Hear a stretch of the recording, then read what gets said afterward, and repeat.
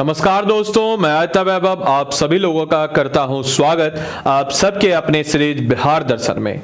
और आज है इस कड़ी का एपिसोड नंबर 26, जिसमें हम लोग बिहार के एक और खूबसूरत से जिले और खासकर बिहार की राजधानी पटना के बारे में कवर अप करने जा रहे हैं।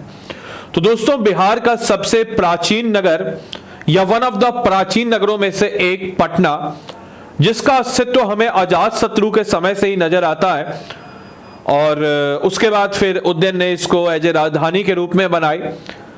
तो बिहार का वन ऑफ द ओल्डेस्ट सिटियों में से एक पटना नगर आज हम लोग कवर अप करने वाले हैं हमारे पटना नगर के बारे में। तो चलिए दोस्त, करते हैं हम लोग हमारे इस सेशन की शुरुआत। सबसे पहले मैं पटना को आपको बिहार के नक्शे में बताना चाहूंगा कि यह है आपका पटना जिला। पटना जिले के बारे में 2-3 फैक्ट जो आप सब लोग को पता होना चाहिए कि पटना जिला बिहार के टोटल 9 जिलों के साथ सीमा साझा करती है। साथ ही साथ पटना जिला बिहार के लगभग सेंटर में आपको मौजूद नजर आ जाती है और गंगा नदी के किनारे लगभग 99 किलोमीटर की सीमा यह साझा करती है और साथ ही साथ गंगा नदी के साथ सबसे लंबी सीमा साझा करने वाला बिहार का जिला भी पटना ही है। इस बात को भी सारे लोगों को समझना है। साथ ही साथ आपको बताते चले, पटना डिवीजन अपने आप में एक डिवीजन है और इसके अंतर्गत टोटल 6 जिले आप सबको मौजूद नजर आ जाते हैं। क्रमशः पटना, नवादा, भोजपुर, रोहतास, कैमूर और बक्सर, ये सारे के सारे पटना डिवीजन के ही जिले हैं।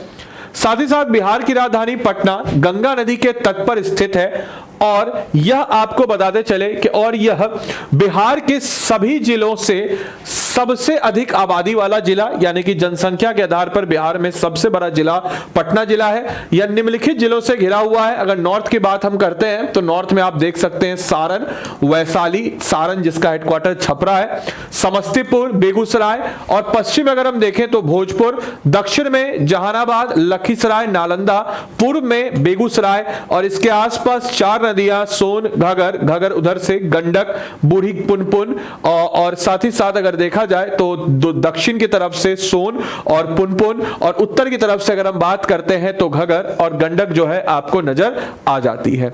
इसके अलावा आप सबको बताते चले कि इसके ऐतिहासिक बैकग्राउंड यानी कि इसके ऐतिहासिक पृष्ठभूमि की बात करते हैं तो पटना को मूल रूप से हम पाटलिपुत्र, पाटलिपट्टम, पाटलीग्राम, कुसुमपुर, अजीमाबाद अलग अलग समय पे अलग अलग नामों से जाना गया। यह दुनिया के सबसे पुराने बसे हुए स्थानों में से एक है। साथ ही साथ आपको कुछ इंटरेस्टिंग फैक्ट इससे रिलेटेड बताते चले। यूनानी इतिहासकार चीनी यात्री फांगियान जो है यह इसको पाल लिन फू के नाम से बुलाते हैं, याद रखिएगा। और मेगिस्थनीज जो कि यूनानी यात्री हैं जो चंद्रगुप्त मौर्य के समय में थे, वह इसको पाली बुथरा के नाम से बुलाते हैं। तो इस बात को भी सभी लोगों को ध्यान में रखना है। साथ ही साथ यूनानी इतिहासकार मेगिस्थनीज ने पटना का दौरा किया और इसका उल्लेख वह अपनी पुस्तक इंडिका में भी करते हैं, जिसमें उन्होंने पाटलिपुत्र को पाली बोथरा और यहां पे हम देखते हैं कि फांगयान पाटलिपुत्र को पाल लीन फू के नाम से बुलाते हैं। इस बात को सब लोगों को ध्यान रखना है। साथ ही साथ प्राचीन पटना हरियंक, नंद, मौर्य, कानवा, गुप्त, पाल जैसे कई राज्यों की शक्ति और राजधानी का केंद्र रहा है। साथ ही साथ अगर हम लोग बात करते हैं पटना के बारे में तो कई प्रतिष्ठित विद्वान का घर रहा है पटना। आर्यभट्ट प्रसिद्ध खगोल शास्त्री, गणितज्ञ जिन्होंने अपनी अनुमानित मान पाई जो है इसका दशमलव अंक तक भी आ। साथ ही साथ अश्वघोष, चाणक्य, कौटिल्य जिन्होंने राजशास्त्र के स्वामी थे, जिन्होंने अर्थशास्त्र लिखा। साथ ही साथ पन्नी प्राचीन व्याकरण जिन्होंने आपके अष्टाध्यायी लिखी थी, वह सब लोग पटना से ही ताल्लुकात रखते हैं। इसके अलावा आपको बताते चले पटना के बारे में तो 18वीं शताब्दी के मध्य में अफगान सम्राट शेरशाह सूरी ने पटना का रिवाइवल किया और इसका नाम पटना, और साथ ही साथ यहां अफगान शैली में एक किला और एक मस्जिद बनाया जिसको शेरशाह सूरी मॉस्क के नाम से हम लोग जानते हैं। Apart from that Patna Delhi सल्तनत और मुगल सम्राट का हिस्सा रहा। 1704 में औरंगजेब ने अपने पसंदीदा पोते प्रिंस मोहम्मद अजीम के नाम पर पटना का नाम बदलकर अजीमाबाद रखा और इसको दूसरी दिल्ली बनाने का प्रयास किया गया। फिर उसके बाद 1620 में ईस्ट इंडिया कंपनी ने पटना में एक कारखाना स्थापित किया और इसे केलिको रेशम, नील, अफीम और सोरा के अंतरराष्ट्रीय व्यापार का एक प्रसिद्ध केंद्र बनाया गया। साथ ही साथ 1912 में जब बंगाल का विभाजन हुआ तो पटना ब्रिटिश प्रांत बिहार और उड़ीसा की राजधानी बन जाती है। एडमिनिस्ट्रेशन दृष्टिकोण से बात अगर हम लोग करें तो यहां पे हम पाएंगे कि इसका डिस्ट्रिक्ट हेडक्वार्टर पटना टाउन, जहां पे अगर हम देखें 6 सब डिवीजन, 23 ब्लॉक, यहां पे 327 पंचायत, 1157 गांव, साथ ही साथ 2 लोकसभा पटना साहिब और पाटलिपुत्र और 5 विधानसभा से पटना आपको नजर आ जाता है। इसके अलावा हम लोग अगर बात करते हैं औसत वर्षा 105.26 सेंटीमीटर, साथ ही साथ नदी, यहां पे मिट्टी की बात करते हैं तो भांगर मिट्टी, पुरानी जलोद मिट्टी, साथ ही साथ 1823 जनसंख्या घनत्व तो यहां मौजूद नजर आ जाएगा। 23.7 जनसंख्या वृद्धि, लिंग अनुपात 897 जो कि बिहार के औसत लिंग अनुपात से कम। साक्षरता दर 70.7, बिहार की औसत साक्षरता दर से काफी बेहतर। और साथ ही साथ रोहतास के बाद दूसरे नंबर पे साक्षरता दर में पटना ही आता है। साथ ही साथ पुरुष साक्षरता दर 78.5, महिला साक्षरता दर 62%। भोजपुरी, हिंदी, उर्दू, मगही, मैथिली यहाँ की प्रमुख रीजनल भाषाएं, राजधानी है तो हर प्रकार की भाषाएं यहाँ पे बोली जाती है। इसके अलावा 12,231 रजिस्टर्ड इंडस्ट्रियल यूनिट यहाँ रजिस्टर्ड है। 21 इंडस्ट्रीज यहां रजिस्टर है। Agro based industry, readymade garments, इसके अलावा would, wooden based furniture, leather based, chemical based, metal based, repairing और सर्विसिंग बेस्ड इंडस्ट्रीज यहां पे डेवलप होती हुई नजर आएंगी। साथ ही साथ पटना दुनिया का 21वां सबसे तेजी से बढ़ने वाला शहर और भारत का 5वां सबसे तेजी से बढ़ने वाला शहर है। जहां की बात अगर हम करते हैं तो पटना की अर्थव्यवस्था में तेजी से बढ़ते हुए उपभोक्ता, सामान उद्योग, सेवा क्षेत्र, सामान के साथ साथ हरित क्रांति व्यवसाय की वृद्धि भी यहां पे कायम है।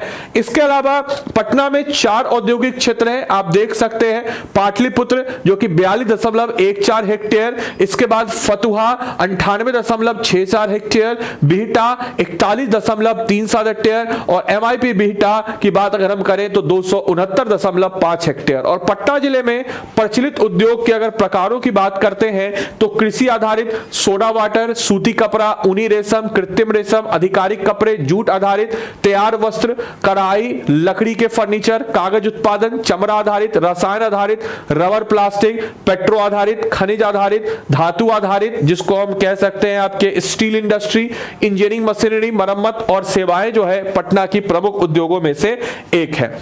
यहां पे शैक्षणिक संस्थानों की बात करते हैं तो पटना में कई विश्वविद्यालय के साथ साथ कई प्राथमिक और माध्यमिक विद्यालय भी जो कि बहुत ही प्राचीन और एंशिएंट विद्यालय आपको मौजूद नजर आ जाते हैं जो नीचे सूचीबद्ध है। अगर हम लोग बात करते हैं IIT Patna, NIT Patna, AIIMS Patna, इसके अलावा IGIMS Patna, NIFT Patna, Chanakya national law university Patna जैसे संस्थान, चंद्रगुप्त प्रबंधन संस्थान पटना और कई अन्य विश्व स्तरीय संस्थान पटना में मौजूद नजर आ जाते हैं।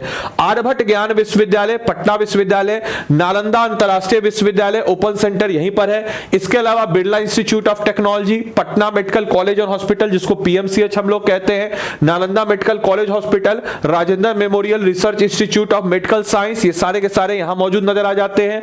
और हेरिटेज टूरिज्म की बात जब हम लोग करते हैं, विरासत पर्यटन की बात अगर हम करें तो पटना में पर्यटन महत्व के कई स्मारक हैं। अघम कुआं, शीतला देवी का मंदिर, दुराखी देवी मंदिर, बड़ी पाटन देवी, छोटी पाटन देवी, बेगू हज्जाम की मस्जिद, दिगंबर जैन पंचायत मंदिर, कमलदह जैन मंदिर, जैन ऋषि स्थूलभद्र का जन्म स्थान और साथ ही साथ निवास स्थान और कुमरार, दानापुर, छावनी, कुनअर स्थल अगर आप पटना घूमने का प्लान कर रहे हैं तो आपको ये सारी चीजें नजर आ जाती हैं। इसके अलावा पुराना सचिवालय, पटना की यह सबसे बड़ी इमारत, इसके अलावा नवगार्हिक और छद्म पुनर्जागरण स्थापत्य शैली का मिश्रण है जिसका डिजाइन दक्षिण अफ्रीका के प्रिटोरिया की यूनियन बिल्डिंग से लिया गया है। इसके अलावा पुराना सचिवालय आप देख सकते हैं बहुत ही खूबसूरत है। राजभवन, ये राजभवन मैंने यहां पे लगा रखा है, 110 एकड़ में भूमि हुई जहां पे आपके राज्यपाल रहते हैं और यह जो है कैंडलहॉर्न हॉल डर्बीशायर की तर्ज पर बनाया गया है। साथ ही साथ गोलघर, इसे 1786 में अनाज के भंडार के रूप में एकत्रित किया गया गोलघर जो कि पटना का एक सिंबल है, आप देख सकते हैं इसको। इसके अलावा तख्त श्री हर मंदिर साहिब 10वें सिख गुरु गोविंद सिंह का जन्म 1660 ईस्वी में पटना में हुआ। महाराजा रंजीत सिंह ने गुरु गोविंद सिंह के जन्म स्थान को पवित्र करने के लिए यहां एक गुरुद्वारा बनाया था। शाही स्मारक उन 7 छात्रों का स्मारक है जिन्होंने 1 अगस्त 1942 को पटना सचिवालय में अपनी जान गंवा दी। साथ ही साथ किला हाउस गंगा नदी के तट पर स्थित यह 1541 में शेर शाह द्वारा निर्मित पटना किले का पुराना स्थल है। इसके अलावा अगर हम लोग बात करते हैं तो पटना संग्रहालय यह एक वास्तुकला की मुगल राजपूत शैली में बनाया गया है और इसमें प्रसिद्ध दीदारगंज यक्षिणी मूर्ति और बुद्ध के अवशेष, ताबूत, थंका चित्रों का तिब्बती संग्रह, प्रथम विश्व युद्ध संबंधित कैनन आदि जो संग्रह है यहाँ पे आपको मौजूद नजर आ जाते हैं। इसके अलावा पत्थर की मस्जिद का निर्माण जहांगीर के बेटे परवेज शाह ने 1631 में करवाया था। इसके अलावा कदम रसूल मस्जिद जो दीदारगंज में है, इस चीज को भी सब लोग को ध्यान में रखना है, जिसमें मस्जिद पैगंबर मोहम्मद ने पवित्र पदचिन्ह के लिए यहां पे हम कह सकते हैं कि भाई आपको किया था। इसके अलावा हम लोग कह सकते हैं कि इस पूरे के पूरे क्षेत्र की बात अगर हम करें तो पटना जो है पूरे के पूरे एरिया में आपके फैला हुआ है। इस चीज को सभी लोगों को ध्यान में रखना है। और यहां पे मैंने आपको शायद बताया कि 1 अगस्त नहीं 11 अगस्त हो जाएगा,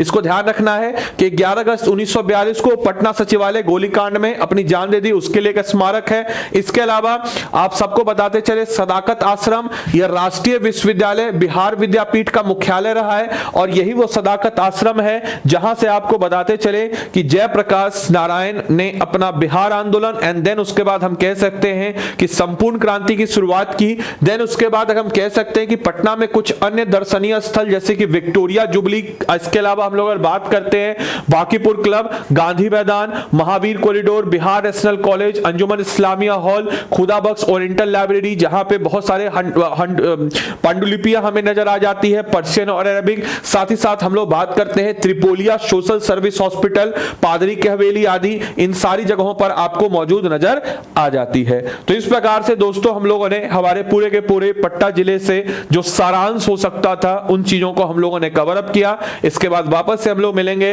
हमारे अगले एपिसोड के लिए। तब तक के लिए सारे के सारे लोगों को bye bye, take care, thank you and thanks for watching this.